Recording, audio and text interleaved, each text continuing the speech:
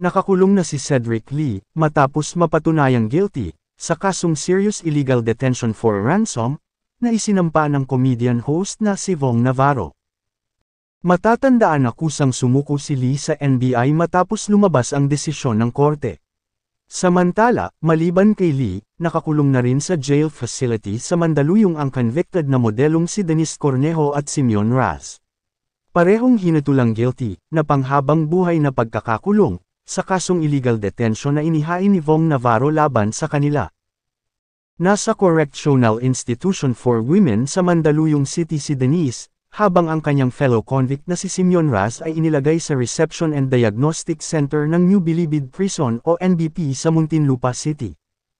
Samantalang si Cedric Lee ay dinala na rin sa New Bilibid Prison. Sa naging pahayag ni Director General ng Bureau of Corrections na si Gregorio Catapang Jr., ang mga bagong PDL o persons deprived of liberty ay kailangan mag-quarantine sa loob ng 5 araw at hindi pa sila pwedeng bisitahin. Kasunod nito ay sasailalim din sa 55-day process ng diagnostic procedures na kinabibilangan ng medical, sociological, psychological, educational at classification si Cedric Lee. Sina Cedric Lee, Denise Cornejo at ang respondents na sina Ferdinand Guerrero at Simeon Palmaraz ay sinentensyahan ng 40 years na pagkakakulong ng Taguig Regional Trial Court 1-5-3 nito lamang May 2.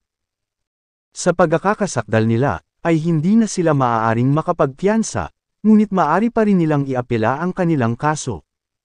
Nagbigay naman ng pahayag ang batikang broadcast journalist na si Mike Abe. Ito, natatandaan niyo po yung tumukhang ito. Si Vong Navarro yan, yung aktor. Yan ang nangyari sa kanya na siya ay kuhanin ng grupo ni na Cedric Lee. Matapos pangbintangan na siya ay ng abuso doon kay Miss Cornejo. Black eye, no? So binugbog siya, hiningang parang ng pera, at pagkatapos ay parang tinago sa isang lugar, kaya nga illegal detention. Yan ang nangyari sa kanya 10 years ago. 10 taon ang nakaraan. Pero, dahil po siya ay nanindigan, lumaban, naghanap ng katarungan, nanalo siya. Ito ngayon ang pinaka-controversial na kaso na pinag-uusapan sa mga celebrities sa show business. At businessman ang kalaban dito. Nagpapakita lang na huwag lang tayong mawala ng pag-asa, may hustisya sa Pilipinas. Ang problema lang, masyadong matagal. Kaya kung wala kang pera o mahirap ka, mahirap ding makuha ang katarungan. Ito kaya nakuha niya at nakalaban siya sa loob ng 10 taon kasi Vong Navarro yan. May magandang hanap buhay yan, may pera yan, artista yan. Di ba? Kaya nailaban niya. Ang tanong, lahat ba ng mga nagiging biktima ng karahasan may sapat na kakayanan, pinansali? Ang sagot, napakabilis. Wala, hindi nila kaya. So, ganun pa man, itong ginawang ito ni Vong Navarro na naghanap ng katarungan kanyang pinagtagumpayan pagkatapos ng 1 dekada o 10 taon. Kasi 2014 po nangyari ang karasang yan. At natapos ngayon, base dun sa desisyon ng RTC Taguig na guilty sa illegal detention, may ransom pa at yung pananakit kay Navarro ng grupo ni Cedric Lee at yung iba pang mga naakusahan. At ang naging kawawa rito sa aking personal na patingin, pero court decision yan, ay yung Miss Cornejo. Kasi kasama siya at kaagad-agad kulong siya. Dahil mula nung magkaroon ng desisyon, pinusasan na siya, dinala na siya yan sa kulungan ng mga kababaihan. Yan. Okay? At yung isa namang akusado na hindi kilala, diretso sa Muntinlupa. Si Cedric naman, sumurrender na, kaya kulong na rin. Pero alam ko, aapil para sila sa korte.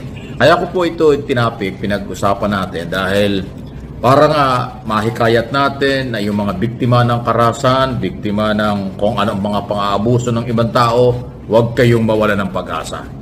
Medyo matagal, magastos nga lang po ang paghanap ng katarungan, pero mananaig pa rin. Okay?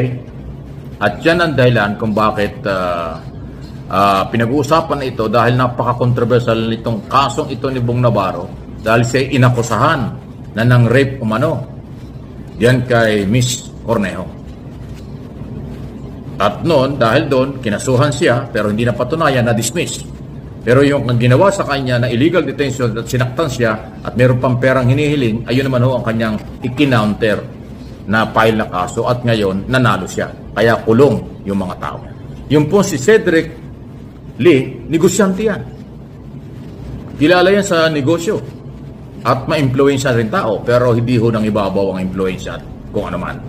Mga babaw ang katotohanan. Ayan, sana ho'y huwag tayong mawala ng pag-asa. So kung wala yung mga elements, hindi talaga pasok yung crime. So the most is nagkasakitan lang.